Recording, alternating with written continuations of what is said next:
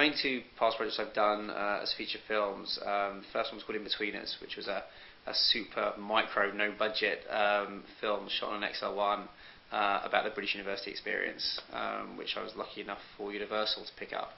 And that was in 2001. And my next feature is called Popcorn, which is also kind of a teen comedy, and that came out this year.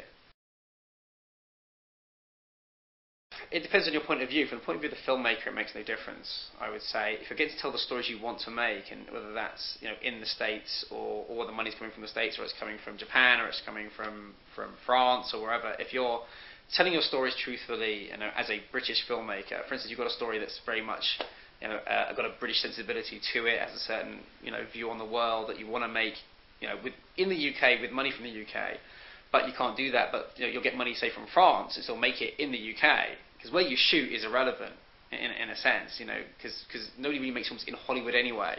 They get the money from Hollywood, which is more of a network than anything else now, and they'll shoot all around the world, wherever it's cheapest, wherever the best tax break is. But if you've got the money, say, from France, you still make your film. You still make, for instance, if Shane Meadows for This Is England couldn't get the money out of England, but could get it from France or Germany or America, still made This Is England in the same way, then there's no loss creatively. You're still getting a British sensibility, a British, morally a British film, I say, on the screen, even though the money doesn't help the industry. And then you've got to argue about, well, then why do you need separate industries? It's just not a world film industry. And I think that's where it's going. But I think in the end, you have to think globally, and most films you will find are generally financed globally. If they're not coming from the studios, and even sometimes if they are, they've still got money from over here, and there'll be German tax money and British tax money and this, and they're a whole kind of network. And essentially, it's the director might be English and the star's American.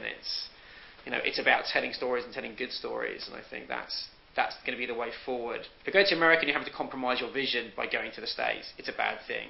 But that's about compromising your vision as opposed to anywhere else. If your kind of films that you want to make just suit a French sensibility or an American sensibility, then you should go there and get your money.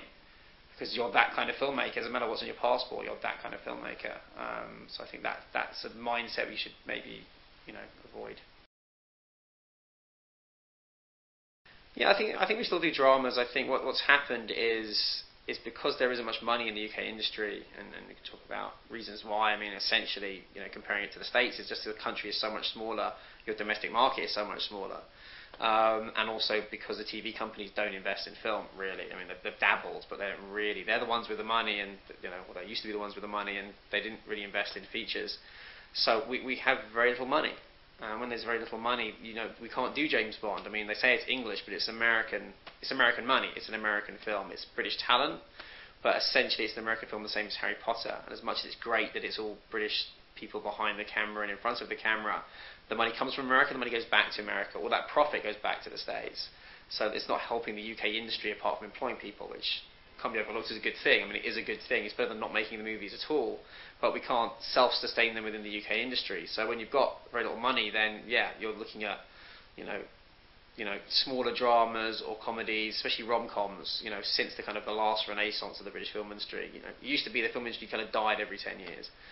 It would get to a certain stage and then everything would collapse for various different reasons, and we're kind of in a bit more of a longer self-sustaining period since, I'd say, the early 90s, from when I graduated. You kind of had Four Weddings and a Funeral, which kind of marked the beginning of the latest kind of phase, and we're battling tooth and nail to not crumble from that point. Now we're in a bit more of a rough period than we've ever been since that time. We're good at rom-coms because they're small, you can do them for relatively low budgets, make them very slick, they can travel internationally, that's great.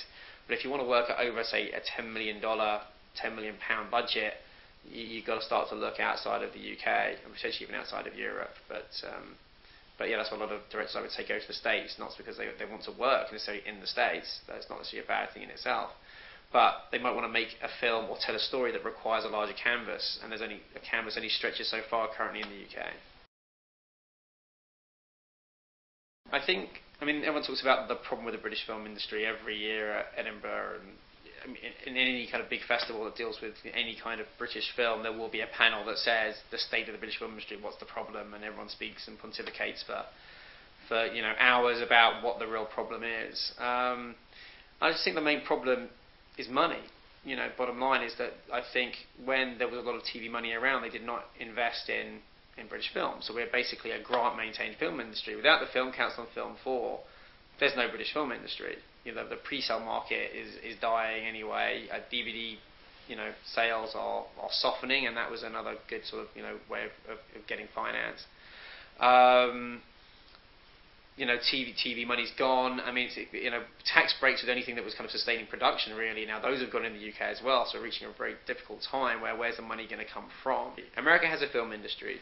I can't speak for other countries. Bollywood, huge film industry. They actually make movies that make money, and then that profit gets plowed back into making more movies, like any other business. The UK film industry isn't like that. Very few films will actually make money. It's basically mostly grant maintained. So there's very few companies, and I can't think of any British companies. I think maybe Ealing Studios actually is anyone I can think comes to hand that I think is on that path that can actually make profit from the movies to then invest back in. But usually it's every film is a network of finance, lots of soft money, which is kind of basically grant money to make the film, and that movie will maybe break even. Everyone gets paid, they get fees out of the film, but the movie itself doesn't really generate any real finance, only not enough to then say, oh, we've made $10 million on this movie, so we'll spend $5 million on the next movie. That is just unthinkable in the UK because the movies don't do that well, or if they do, the money's come from different sources. It goes back to those sources. The British film industry is probably think about a little old granny in a cottage in somewhere out in Durham, I don't know, somewhere, and she's making these beautiful little pots, and they're wonderful, and most of them are pretty good.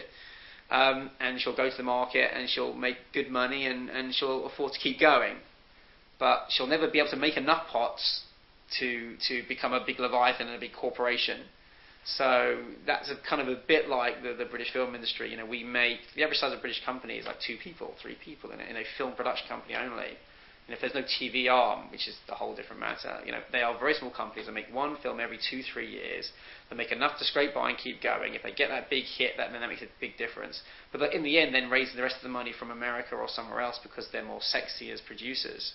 It's very hard to be the person that can actually spend the money on the budget yourselves in order to keep all the money. The worst thing about being a filmmaker is probably the waiting. I mean, I think actors often combat the same thing, but during the actual shoot. Michael Caine had that famous quote of, you pay me to wait, the acting I do for free, which is kind of nice way of talking about the process of being an actor and being standing on a trailer and only shooting, say, 3 minutes a day. As a writer and as a director, it's you'll write a script and you'll develop it, and then they'll try and raise the money, and it's like it's a 2-3 year process, if not longer. I mean, Popcorn was very, very quick.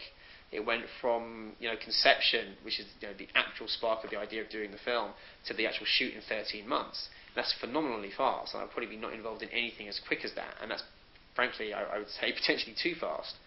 But that's still 13 months. You say like over a year to somebody just graduating, like, yeah, that's a long time. A year in film terms is a very short space of time. So I think it's the waiting. I think it's the financing, the precariousness of the financing in the UK industry is probably the worst thing, because there's always stories, and it's pretty much on every production. The financing comes together and then falls apart at the last minute, and then gets rescued, and then falls apart, and gets rescued, and then you kind of make it. And it's not until you're on the shoot saying action that you basically are most likely to finish the movie. Even when you're on the set, sometimes it can be that precarious, and that's not fun. That's not fun for anybody. You have to kind of bury your head in the sand and go, well, it's going to be done. I think that's probably the worst thing about the independent film industry.